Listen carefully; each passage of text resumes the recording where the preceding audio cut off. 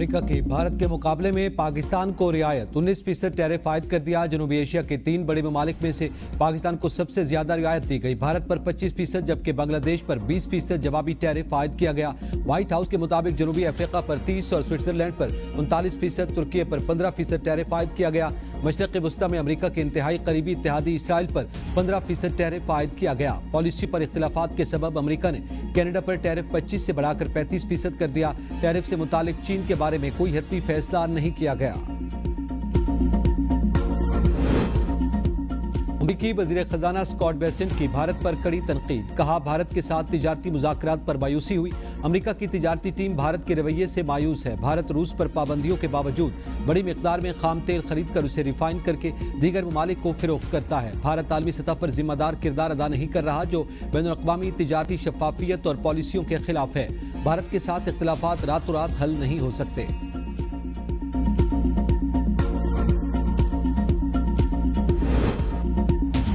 وزیراعلیٰ خیبر پختونخوا الیمین گنڈاپور کہتے ہیں کہ بھارتی حکومت نے فیٹف میں ان کے بیان کو سیاق و سباق سے ہٹ کر پیش کیا۔ بیان میں کہا بھارت پاکستان اور خطے کے اندر ہونے والی دہشت گردی میں ملوث ہے۔ میں خود کشمیر اور گلگت بلتستان امور کا وزیر رہا۔ FATF کو خط لکھ رہا ہوں، خود جا کر ان کو بتاؤں گا کہ بھارت نے کشمیر اور گلگت بلتستان میں کیا کیا کیا۔ دہشت گردی کے خاتمے کے لیے عوام اور فورسز بے مثال قربانیاں دے رہی ہیں۔ مودی کو پیغام ہے، پاکستان کے دفاع کے لیے ہم متحد ہیں۔ علی امین گنڈاپور نے بھارت کو فیٹف گرے لسٹ میں ڈلوانے کا بھی اعلان کیا۔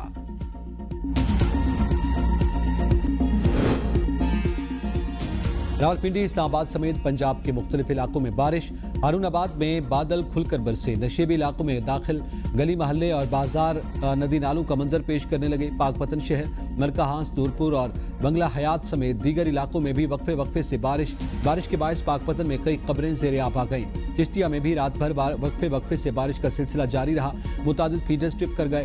پنجاب، خیبر پختونخوا، بلوچستان اور کشمیر میں آج مزید بارش کی پیشگوئی۔ راولپنڈی، لاہور، سیالکوٹ، گجرات، ننکانہ صاحب، فیصل آباد، میاں والی، ملتان میں بادل برسیں گے۔ پشاور، سوات، چترال، ہری پور، سوابی، کوہاٹ، لکی مروت میں بھی بارش کا امکان۔ سندھ کے بیشتر علاقوں میں موسم گرم اور حبس رہنے کی پیشگوئی۔ شام کے اوقات میں تھرپارکر، عمرکوٹ اور ساحلی علاقوں میں بارش کا امکان۔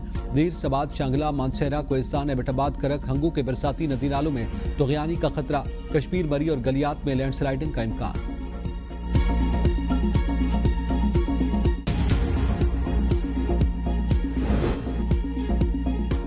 ثانیہ 9 مئی پر پارلیمنٹ میں PTI کے دونوں اپوزیشن لیڈر سمیت 196 رہنماؤں کو سزائیں۔ فیصل آباد کی استدادی دہشت گردی عدالت نے عمر ایوب، حامد رضا، شبلی فراز، زرتاج گل، راشد شفیق، کمل شوذب، احمد چٹھا، رائے حسن نواز، اشرف سونا سمیت 196 رہنماؤں اور کارکنوں کو قید کی سزائیں سنا دی۔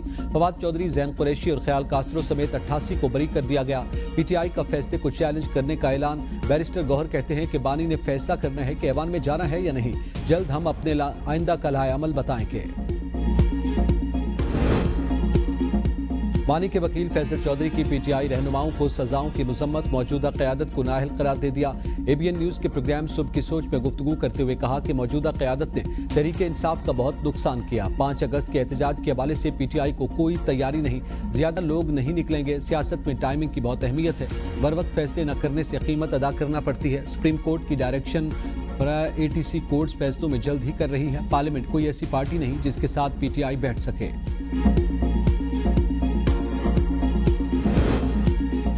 ان 175 مظفر گڑھ کا انتخابی شیڈول معطل۔ لاہور ہائی کورٹ نے سابق رکن اسمبلی جمشید دستی کی نااہلی کے خلاف درخواست کے تحریری حکم میں لکھا کہ درخواست میں اہم قانونی نکات اٹھائے گئے ہیں۔ اٹارنی جنرل 10 ستمبر کو پیش ہو کر وضاحت دیں۔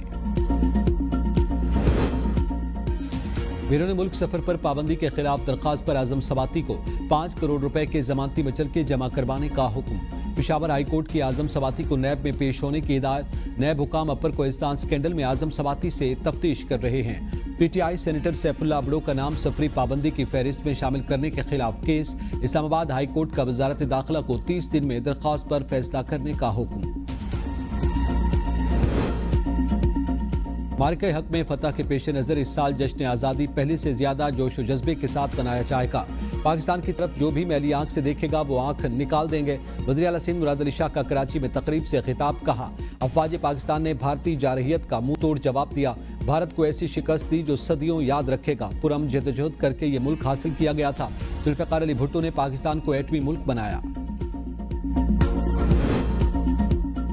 पाक चीन ताल्लुकात सिर्फ रियासती या दिफाई मफादात तक महदूद नहीं बल्कि ये दिलों के रिश्ते हैं। दिफाई इश्तराक लाजवाल दोस्ती की रोशन अलामत है। वज़ीर आला पंजाब मरियम नवाज की चीन की पीपल्स लिबरेशन आर्मी के 98वें यौम तासीस पर हुकूमत चीन चीनी और मुसल्लह फ़ौज को मुबारकबाद। पैगाम में कहा कि पीपल्स पार्टी लिबरेशन आर्मी की पेशा वराना महारत, जदीद अस्करी हिकमत अमली और कौमी खिदमत का जज्बा मिसाली है। पंजाब हुकूमत चीन के साथ सनती तरक्की, बाहुलियात, ज़राअत और तालीम के मुश्तरका मनसूबों के मज़ीद फ़रोग़ के लिए पुरअज़्म है। आवाम के लिए खुशखबरी, पेट्रोल की कीमत में 7 रुपये 54 पैसे कमी। फी लीटर पेट्रोल की कीमत 264 रुपये 61 पैसे हो गई। हाई स्पीड डीजल की कीमत 1 रुपये 48 पैसे इजाफे से 285 रुपये 83 पैसे फी लीटर हो गई।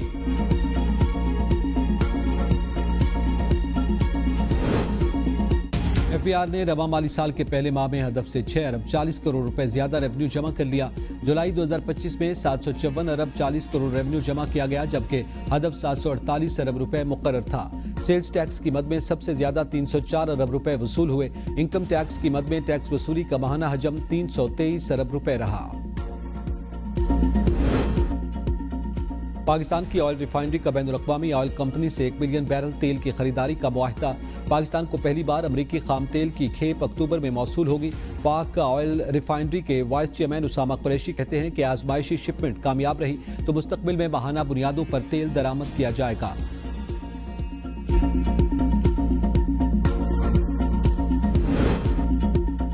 शुहदाए वतन को सलाम। लसबेला में पाक फौज के हेलीकॉप्टर्स हादसे को 3 साल बीत गए।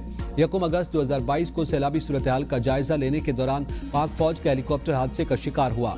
Lieutenant general Sarfaraz Ali, brigadier Amjad Hanif, brigadier Mohammad Khalid, pilot major Saeed Ahmad, major Mohammad तला और नायक मुदस्सिर फयाज शहीद हो गए।